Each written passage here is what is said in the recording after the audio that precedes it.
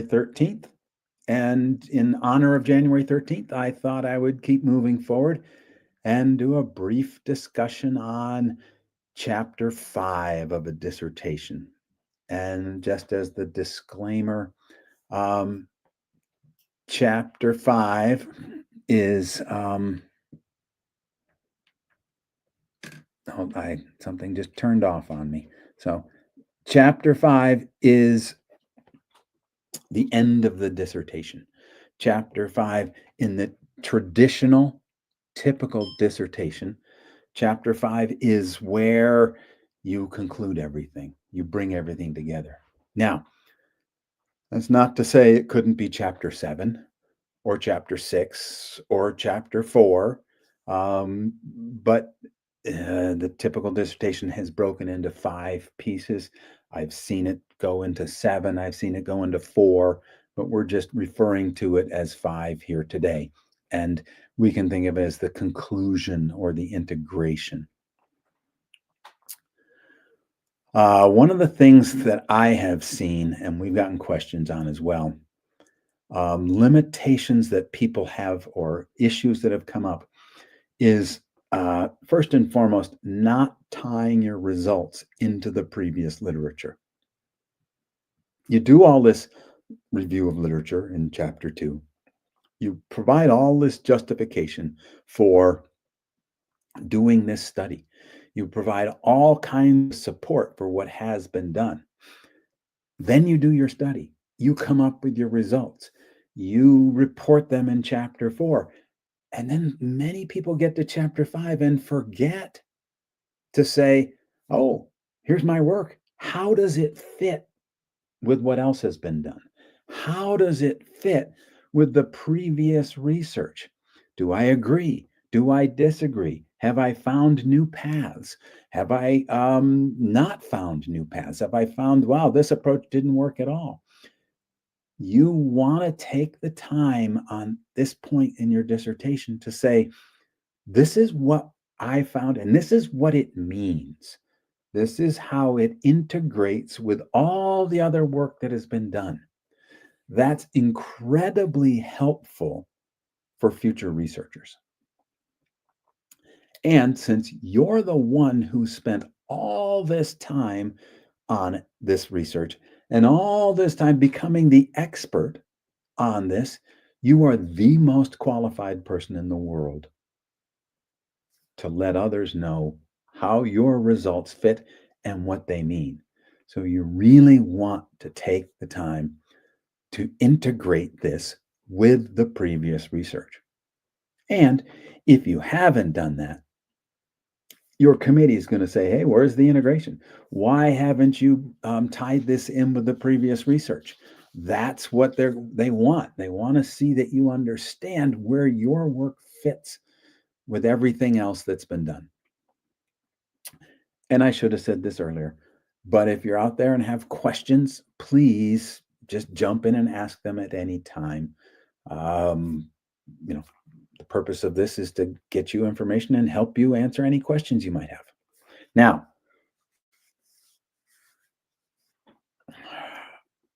a number of people get to chapter 5 and don't know what to write or don't know how long chapter 5 should be. I'm going to go back to one of my standard answers. If your university has a template, there's typically going to be headings of what should be included in every chapter, but we'll talk about chapter 5 now. So what should be included there? So that can be a good place to start. Many people are going to go back and say, here were my research questions. This was my problem. This was the purpose. Now, I found that this was significant, or I found that this theme developed, and that now I want to start answering my research questions. Was I able to answer the research question, and what is the answer I got for every research question? That's going to be very helpful and very important to include in chapter 5. In addition, how long should it be? Chapter 5 typically is not, you know, 200 pages. Chapter 5 typically end up usually in the 15 to 18 page range, tying things in. What else?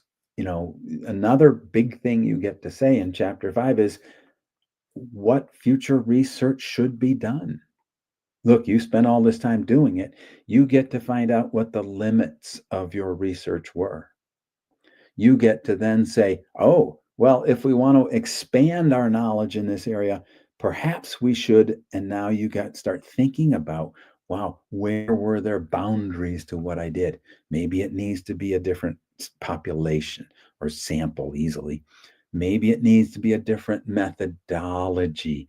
Maybe it needs to be, if you're doing a quantitative study, looked at from a different perspective slash a different type of test because certain tests can bring out some information and other tests bring out other information.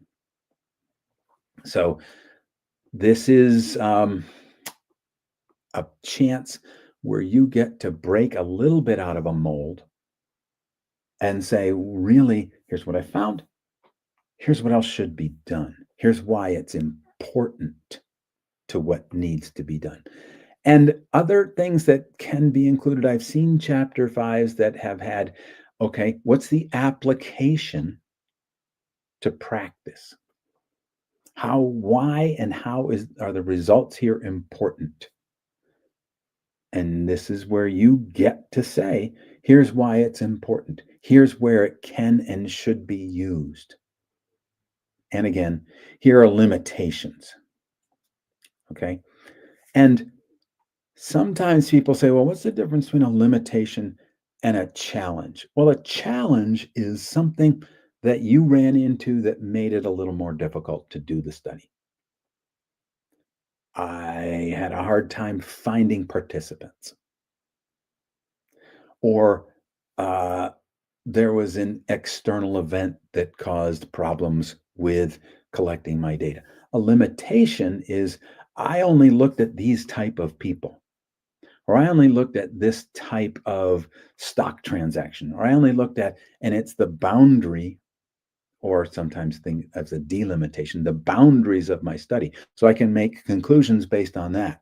If I want to go further, this is when I have my recommendations for future work. Before I do a summary or anything, are there any questions from anybody? Yes.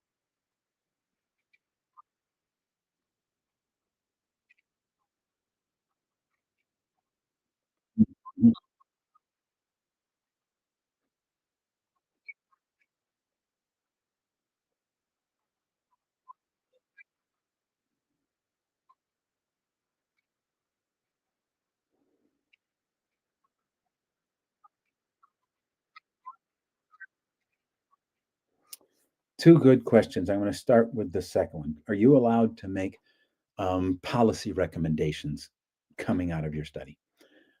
Yes, if they are within the scope of your study. So if you studied something, let's talk about educational curriculum for high school students, and you wanted to start making policy recommendations about that, yes, great. However, if you want to start making policy recommendations about animal husbandry or immigration, that's pretty much way beyond the scope of what you studied. and your committee's going to pretty much say you can't do that. It's way beyond what you've done. Now, delimitations and by demerits of your study, I'm going to guess it means challenges.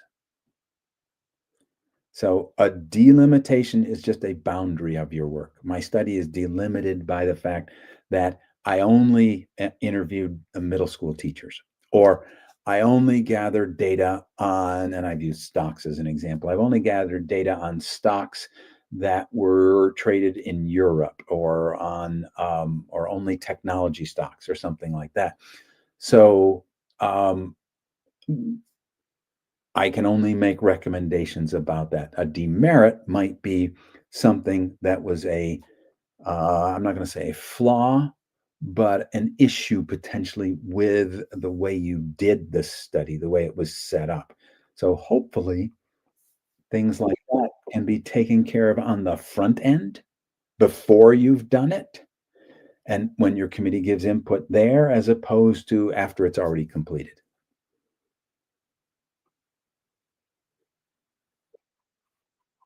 Okay, great. Thank you. And if anybody else has any questions?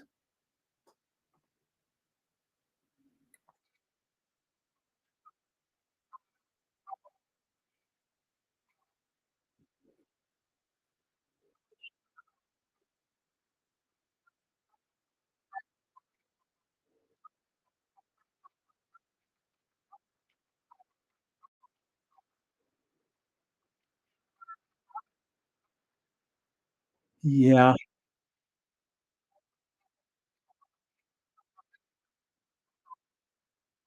So it is going to depend on your field of study. Very short chapters tend to bring up questions in committee members of things like, well, wait, you did all this work and you only have 3 pages to say about it? There's got to be more to this. And what's happening internally with the committee members, well, if they've only got 3 pages, we didn't make them work hard enough. Maybe I should ask them to do more. So that's just kind of a subconscious thing that can come up. But by discipline, it will matter. By what your committee wants, it will matter. And, yeah, it can be 20 pages. I've not seen too many chapter fives that have gone over 25 pages. But again, discipline and university and committee are all factors that go into that.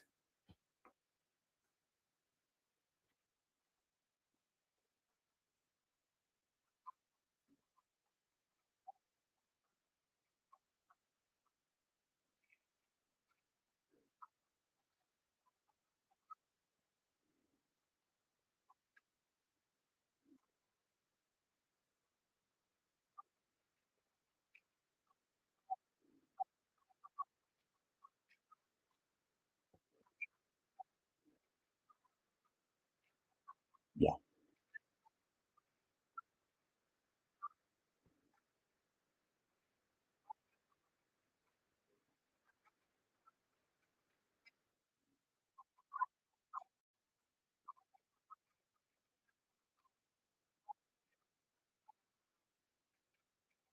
Right.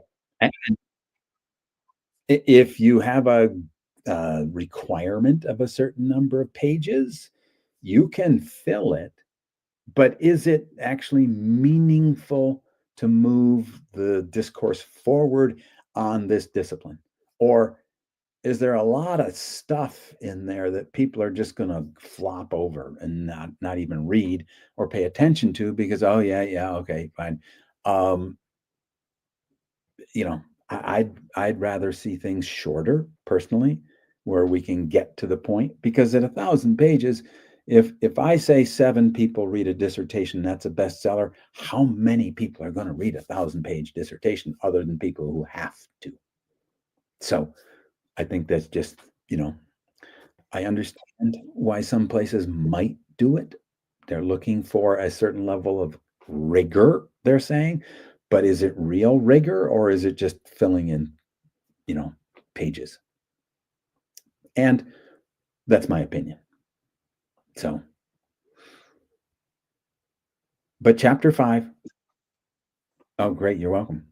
Chapter 5 purpose is to conclude everything. It's to show how you understand your material, how you tell the world what it means, how it integrates with previous literature, and recommendations for not only future research, but also applications of what your research has found.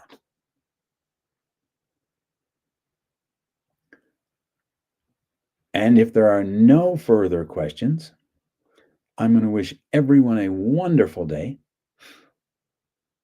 and come back and see you tomorrow. Thank you.